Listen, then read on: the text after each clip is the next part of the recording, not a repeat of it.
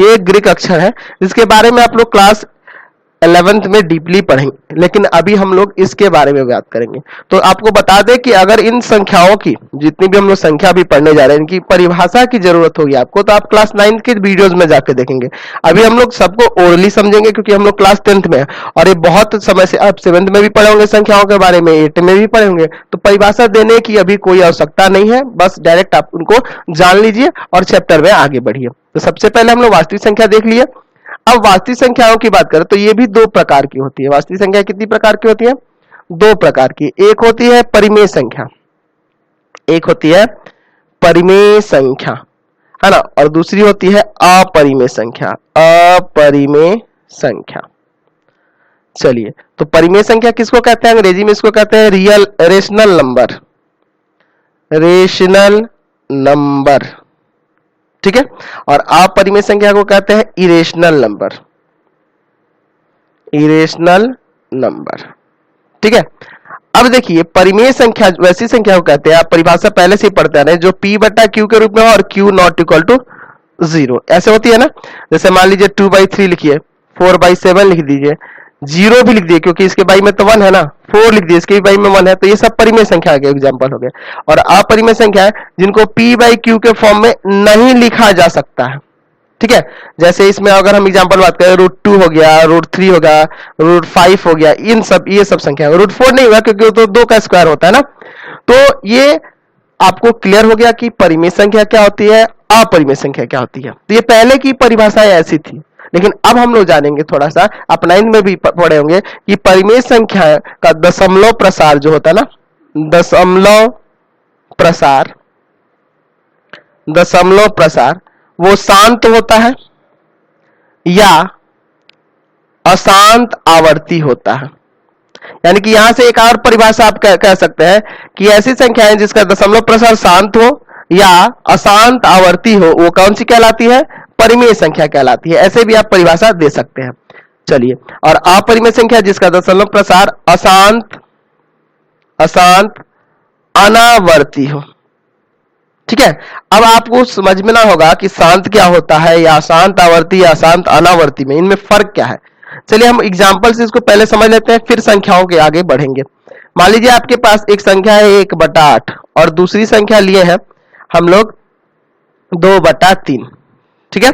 अच्छा, तो इसमें ये दोनों तो परिमेय संख्या दिख रही है क्योंकि p/q के रूप में है, तो इसमें से पता कैसे चलेगा कौन शांत है और कौन अशांत आवर्ती है?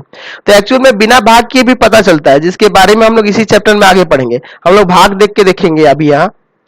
चलिए, यहाँ 0 लगाएंगे, ये कितना बार में? एक बार में 2 0 है ना, 2 बार में 16, 4 0, 5 बार में 40, ये पूरा पूरा कट जा रहा है यहाँ, यानी ये जो आया पॉइंट के बाद कुछ अंक जाके कट गए, तो इसको कहेंगे शांत, ठीक है। इस तरह के दशमलव प्रसार क्या कहलाते हैं? शांत, मतलब कुछ पॉइंट तक जाके वो कट जाए। और अशांत क्या होता है? जैसे इसको देखिए, आप इसको भाग करिएगा, पॉइंट दीजिएगा 0 3 छक 18, 2 आएगा, फिर 0 3 छक 18, क्या ये कभी कटेगा? ऐसे ही आते जाएगा ना 6 6 6 6। तो इस तरह के दशमलव प्रसार को कहते हैं अशांत आवर्ती, मतलब कि ये एक पीरियड पे रिपीट हो रहा है ना, ये इसकी अंक की पुनरावृत्ति हो रही है बार बार बार बार, तो इसी को कहा जाता है अशांत आवर्ती, ठीक है। अब अशांत अनावर्ती क्या होता है? जैसे मान लीजिए अगर √2 की वैल्यू आप कैलकुलेटर से निकाल के देख सकते हैं, 1.4142 ऐसे करके अंक आएंगे। चाहे तो आप इसको भाग विधि से भी बना सकते हैं, याद होना चाहिए। 2 यहाँ लिखेंगे, पॉइंट देके यहाँ 0 0 का पेयर बनाएंगे, वर्गमूल निकालना आपको सीखे होंगे इस तरह से, और इसको बनाया जाता है, ठीक है। तो ऐसे आएगा। तो इसमें अगर ऐसा रहता तो इसमें क्या होता है? अंक रिपीट करते हैं, लेकिन यहाँ देखिए 4 आया है, 1 आया है, फिर 4 के बाद 1 आना चाहिए तब ना आवर्ती होता, लेकिन ये सेम नहीं आएगा, कभी भी रिपीट भी नहीं करेगा, इसलिए इसको अशांत कहेंगे और आवर्ती कहेंगे। ना कभी कटेगा और ना कभी रिपीट करेगा। देखना यहाँ 1 है तो फिर यहाँ 2 आ गया, 4 के बाद 1 है, यहाँ 4 के बाद 2 आ गया। तो इस तरह के दशमलव प्रसार अशांत अनावर्ती कहलाते हैं। तो यहाँ से आपको ये पता चल गया कि अपरिमेय संख्या का दशमलव प्रसार अशांत अनावर्ती होता है और परिमेय संख्या का दशमलव प्रसार शांत या अशांत आवर्ती होता है, ठीक है। इस बात को आप ध्यान रखेंगे। तो चलिए अब हम लोग परिमेय संख्या के अगले पार्ट पे चलते हैं। अब अगर बात करें परिमेय संख्या की, तो ये भी दो तरह की होती है।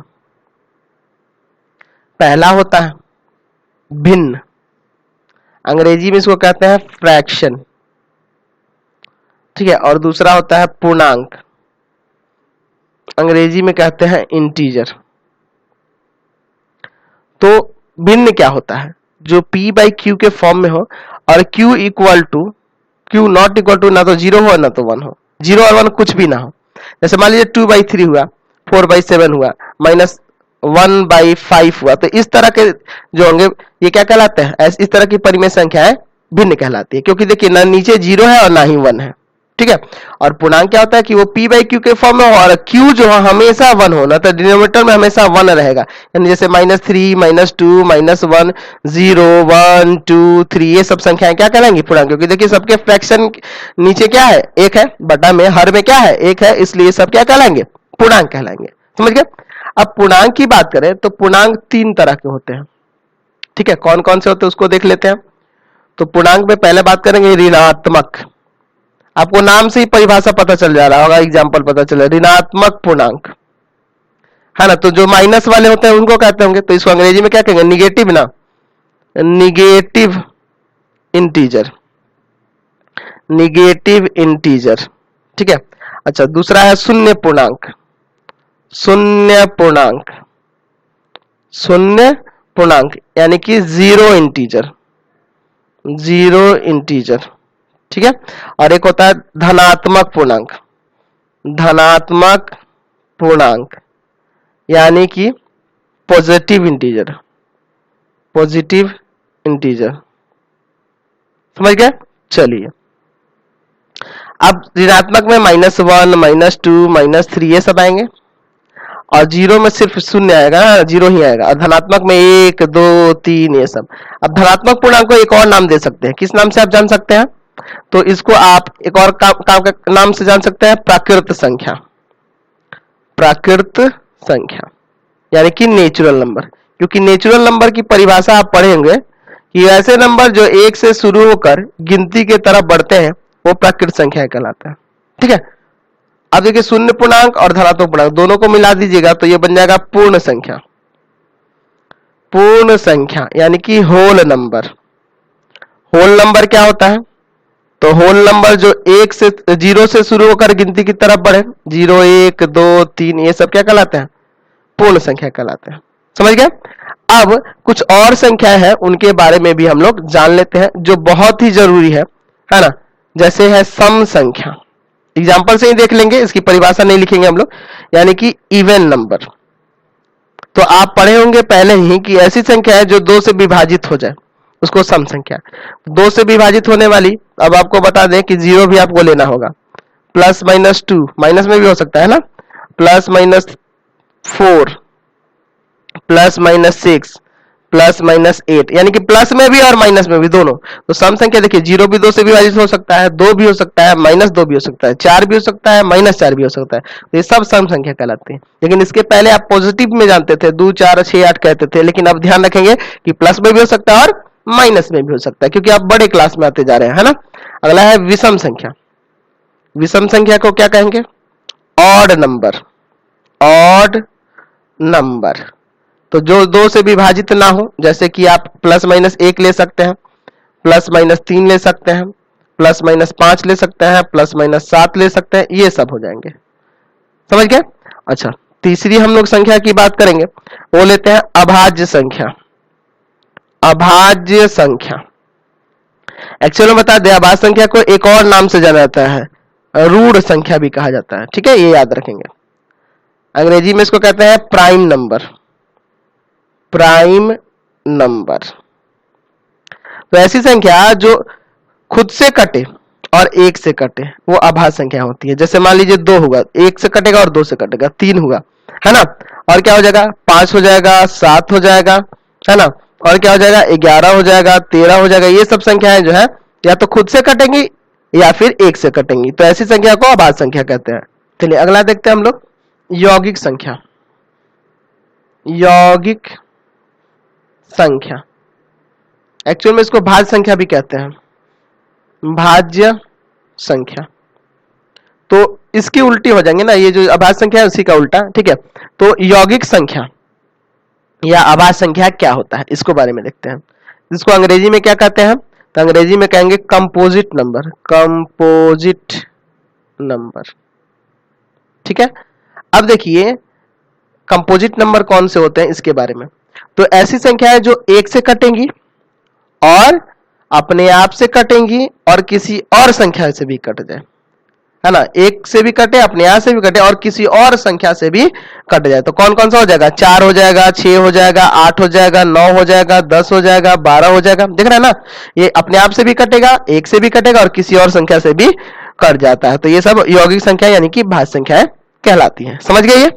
देखिए एक्चुअल में ये भाज्य और अभाज्य में माइनस वाले नहीं आते हैं, क्योंकि इसमें ध्यान रखिएगा कि परिभाषा में कुछ इस तरह से लिखते हैं कि वैसी प्राकृत संख्याएं, है ना, जो एक से कटे और अपने आप से कटे वो अभाज्य संख्या कहलाती है। ठीक है, तो इसमें निगेटिव वाले नहीं आते हैं, अभाज्य में भी और यौगिक में भी, दोनों में माइनस वाले नहीं आते, आप यहां भी देख रहे हैं। ठीक है, चलिए अगला एक और देखते हैं।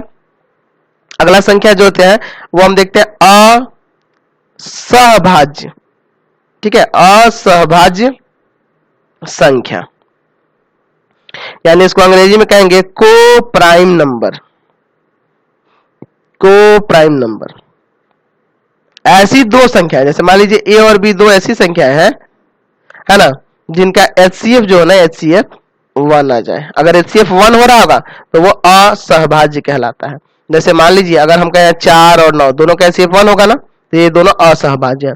कहते हैं 4 और कितना कहते हैं 25, देख लीजिए, है ना, या कह दें 2 और 3, देख लीजिए।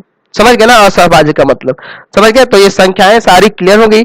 अब हम लोग क्लास 10 के चैप्टर की तरफ बढ़ते हैं, कुछ टॉपिक्स है उसको समझते हैं और उसके बाद आगे बढ़ेंगे एक्सरसाइज में। तो सबसे पहले शुरू करते हैं प्रमेयिका, यानी कि लेमा क्या होता है इसके बारे में।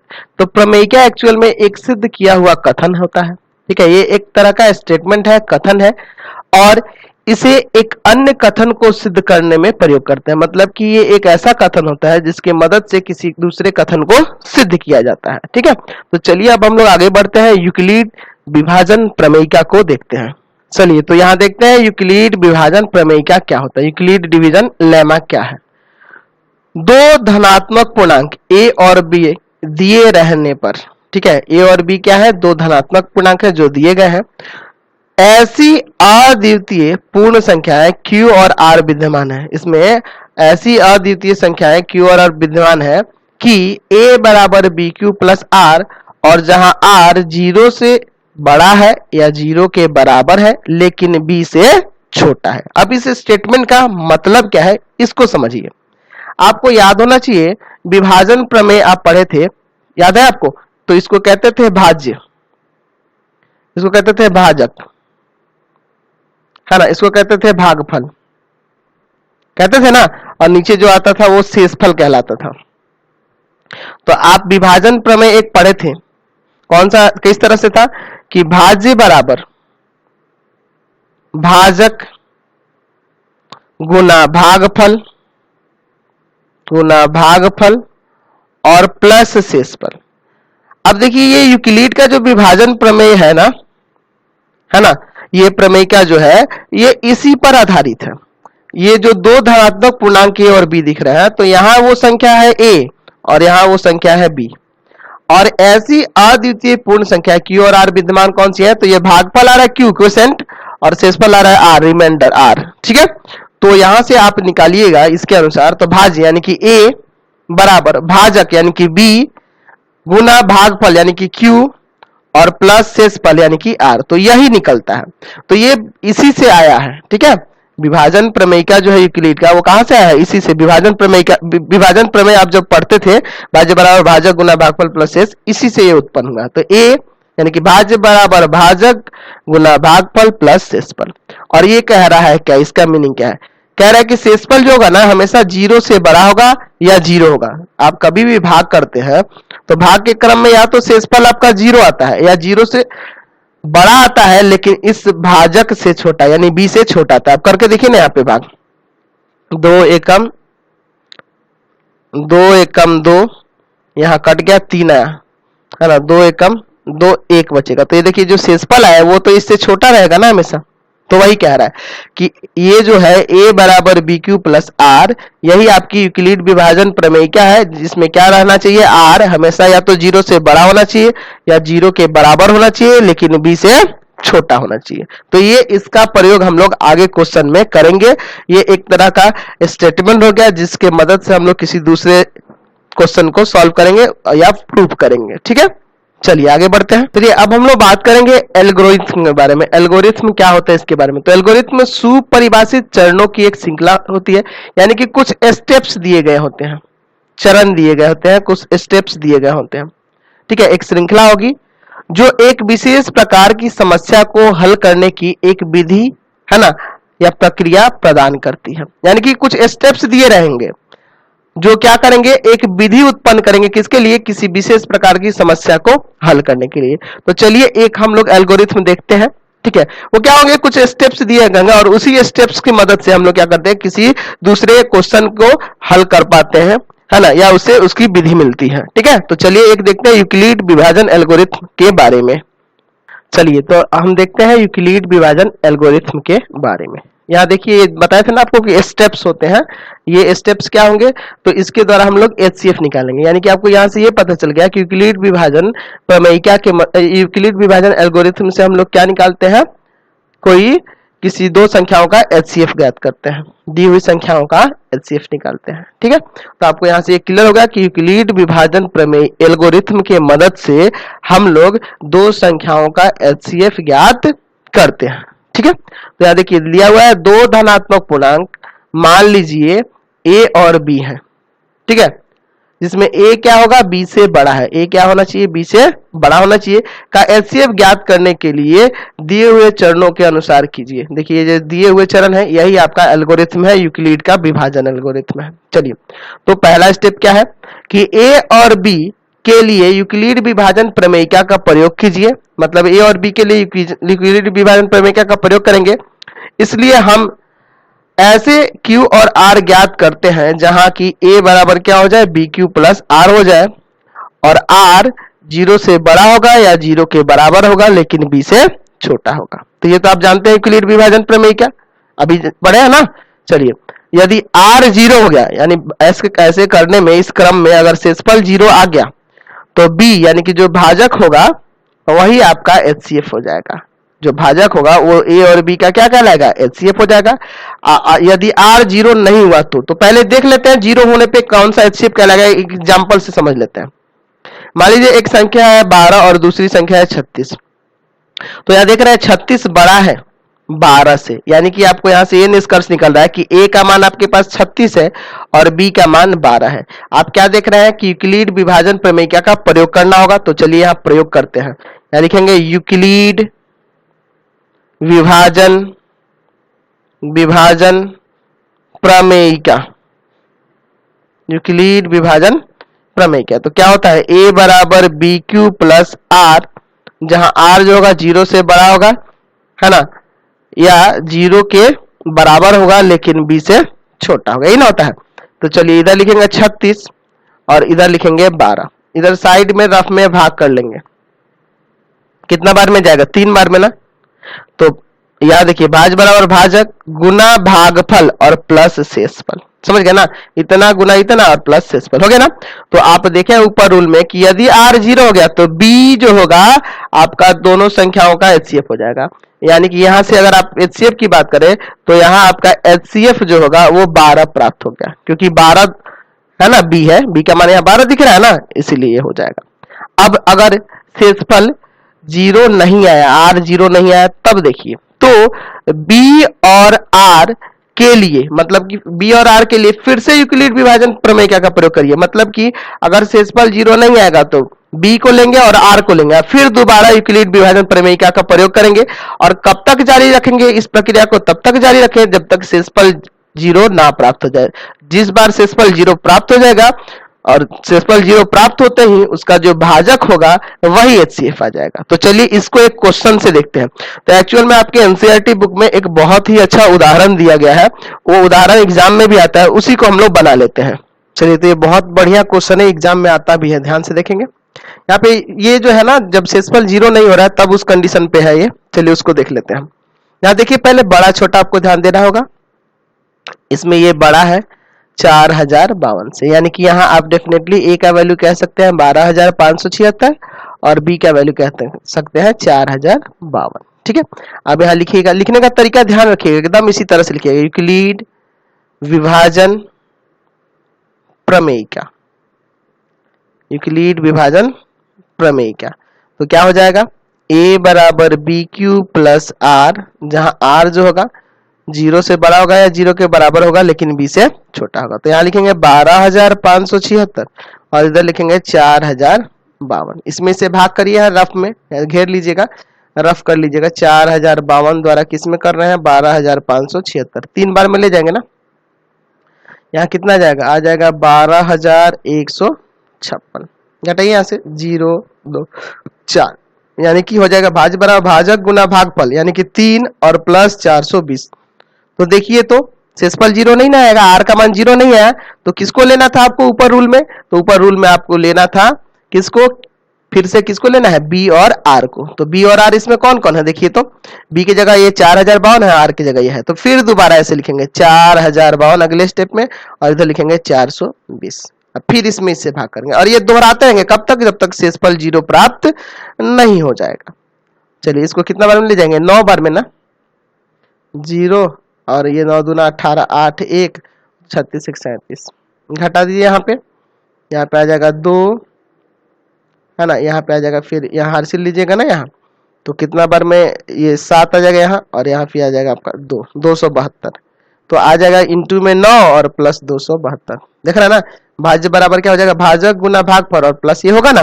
फिर आपको देख रहा है शेषफल 0 प्राप्त नहीं हुआ है, फिर इसको और इसको फिर से लेंगे, 420 को इधर और 2,272 को इधर, फिर ये डिवाइड करेंगे, 272 द्वारा किस में करेंगे, 420 में, एक बार में ले जाइएगा 272, यहाँ आ जाएगा 148, ठीक है। तो 1 और प्लस फिर 148, फिर वही किए, इतना गुना इतना और प्लस शेषफल। फिर अभी दोहराना होगा आपको, इधर 272 और इधर लिखना है आपको 148, है ना।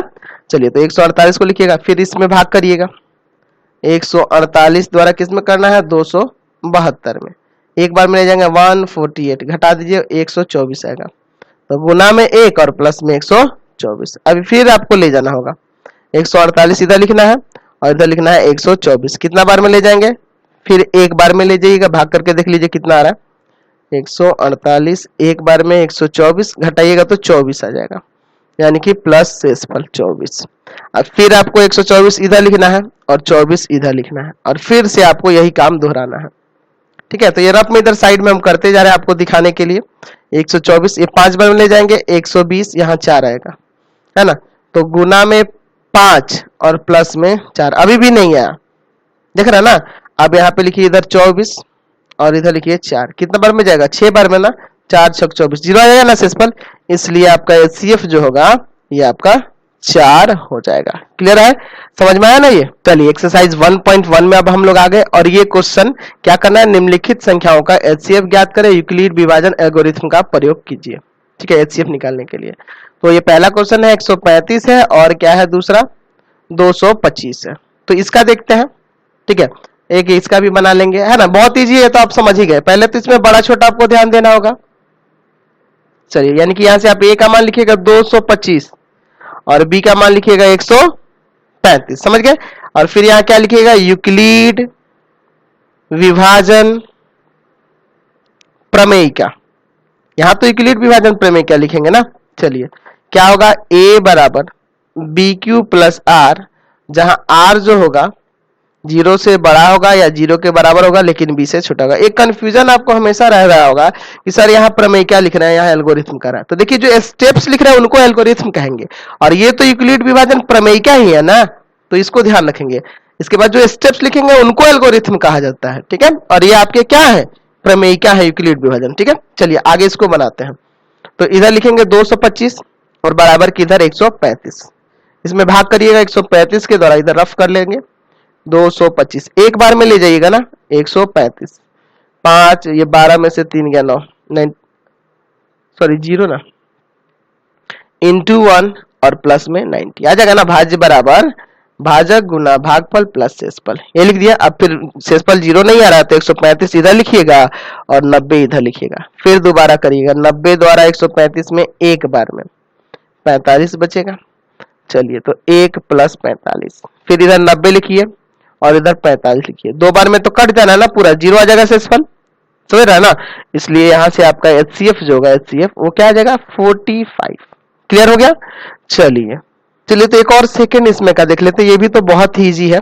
196 और 38220।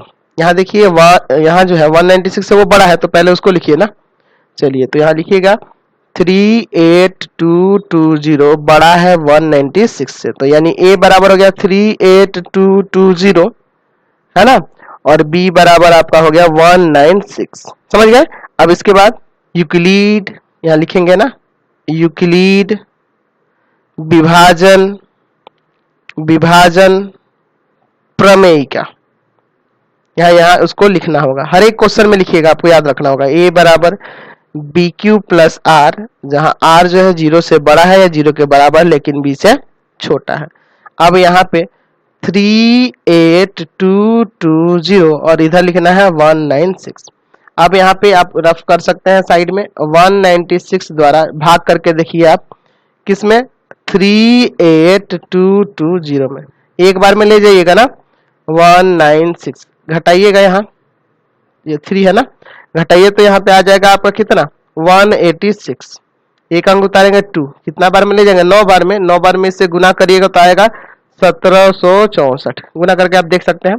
घटाइए यहाँ पे 8 और यहाँ 9, 98 आएगा। ठीक है। अब देखिए 98 आ गया और ऊपर से एक ये 0 आ गया, समझ गए ना। चलिए अब क्या करिएगा, ये कितना बार में जाएगा, तो ये 5 बार में 980 आ जाएगा, यानी शेषफल 0 आ जा रहा है। यानी कि 195 बार में शेषफल 0 आ जा रहा है। तो जब शेषफल 0 आ गया तो यहाँ से HCF तो आपका 196 हो जाएगा ना।